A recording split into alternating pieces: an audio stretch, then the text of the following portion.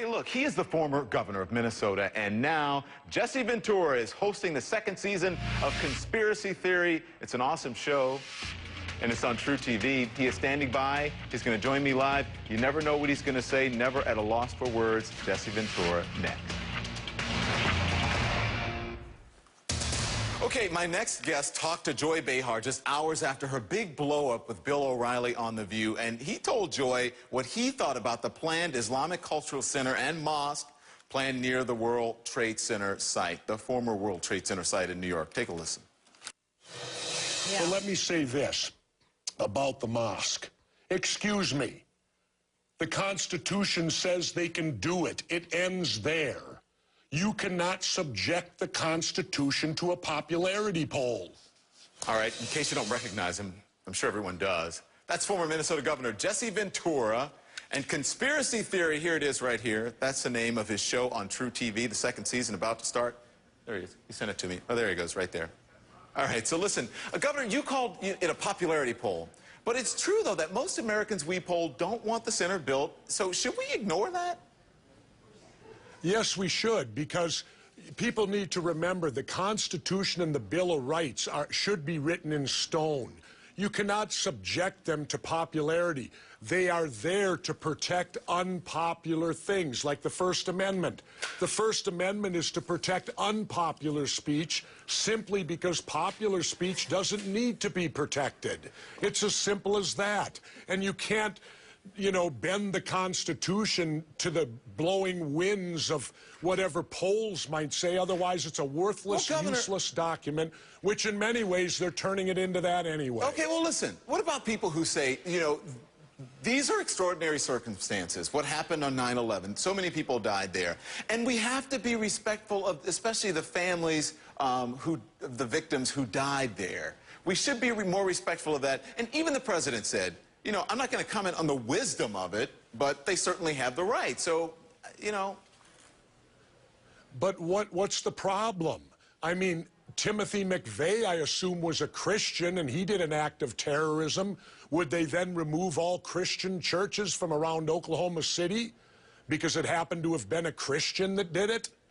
You know, it's ridiculous. The majority of Muslim people are law-abiding, pacifist people who are not out to kill everybody, but every group of people has extremists. They're outlaws, they're criminals, and you can't lump everybody in to a specific religion. Hey, I have enough trouble with religion anyway. I think religion in its own way is the root of all evil. You notice every war is fought over religion.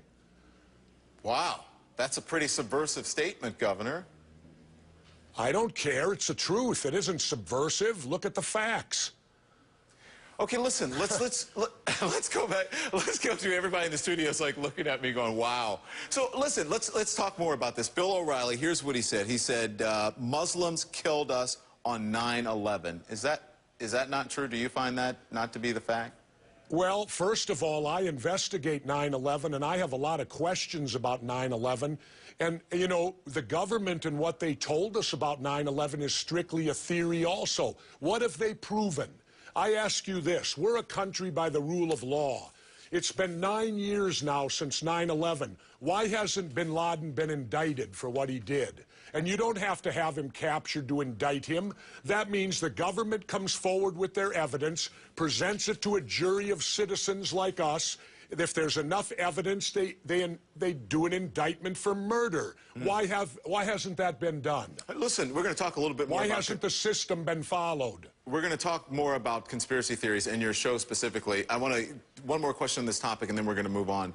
Listen, this was shortly after Joy had the big blow-up. You were there in the studio. What was she like? She was fired up about this.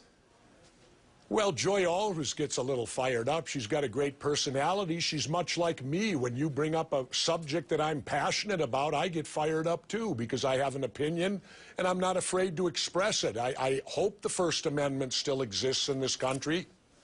All right. Governor, stay with us. Stay right there because we're going to sneak a break in here and we're going to continue this conversation. And when we come back, I want to ask the governor about a story that broke just 2 weeks ago, the revelation that the government deliberately infected people with syphilis. Talk about conspiracy theories. All right, welcome back, everyone. With me is the former governor of Minnesota, Jesse Ventura. He is the host of the Tru TV series. It's called Conspiracy Theory with Jesse Ventura.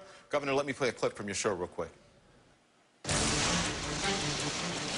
Coast Guard is hot on the tail of Jesse Ventura as he attempts to reach Plum Island. Word is out that he's accompanied by Jim McCoy, a Plum Island worker who was fired after he blew the whistle on dangerous safety violations. Oh, yeah, this Coast Guard boat's definitely following us. Look at, yeah.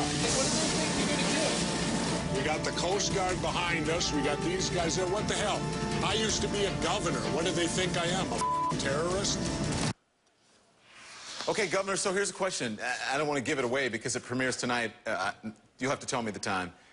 Did you make it to Plum Island, or did the Coast Guard stop you, if you want to answer that? Well, first of all, we weren't running from the Coast Guard, and they weren't attempting to follow us, and we didn't want to go on shore in Plum Island. Are you kidding me? What I learned about Plum Island, I wouldn't want to set foot on that place. But no, they just had us under surveillance, and they kept us under surveillance the whole time. You know, that's all it was. Certainly they could have caught us, because any Coast Guard boat can certainly catch a fishing boat. That's what they're out there for. No, we were simply under surveillance by them. And I had no intention of going onto the island. We were just viewing it from the ocean with the whistleblower that I had with me. So, Governor, I said before the break I was going to ask you about this, because 2 weeks ago the federal government admitted that in the 40s, the United States deliberately infected hundreds of people in Guatemala with sexually transmitted diseases. Does that make the case for you that conspiracy theories are more than just urban myths? Absolutely. You know, let me quote Albert Einstein, if I may. He said, "A foolish faith in authority is the enemy of the truth." And that's what we have in this country, a foolish faith in authority. Now, here they did what they did down there. They've done tons of things like that.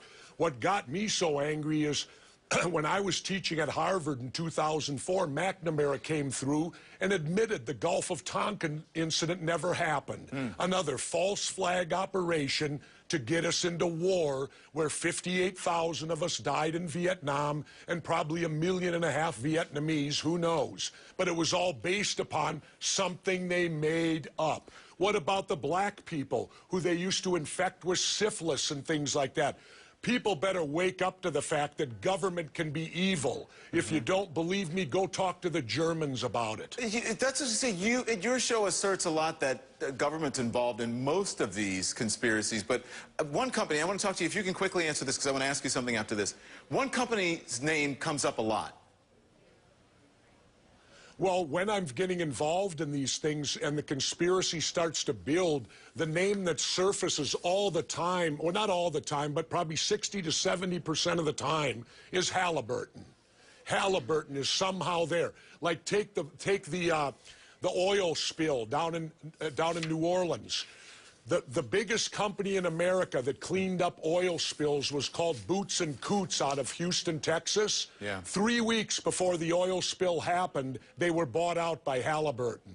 Is that circumstantial or what? Yeah, and I want to say we didn't contact Halliburton today, so they're not here to defend themselves. Listen, I was going to ask you if you really believe this stuff or it's a living, but I think I know the answer to that, so I don't want you to hit me either. I want to read something that someone said about you really believe this, right? It's not just money for you or a show, correct? Oh, I don't do this show for money. Are you kidding me? I could retire and go down to Mexico and live the rest of my life fine. I figured that was going to be your answer. Another reason, too. My son works on the show also. All right, listen, real quick, I want to go to Twitter. Someone said, her name is Taisha, she said, "Tell Jesse V, I love him, LOL, subversive and conspiratorial as hell, but he's correct about religious freedom." So that's what people are saying about you. Thank you, Governor. Best of luck to you. Thanks, Don. Always a pleasure, and we'll look forward to doing it again. All right, thank you, sir.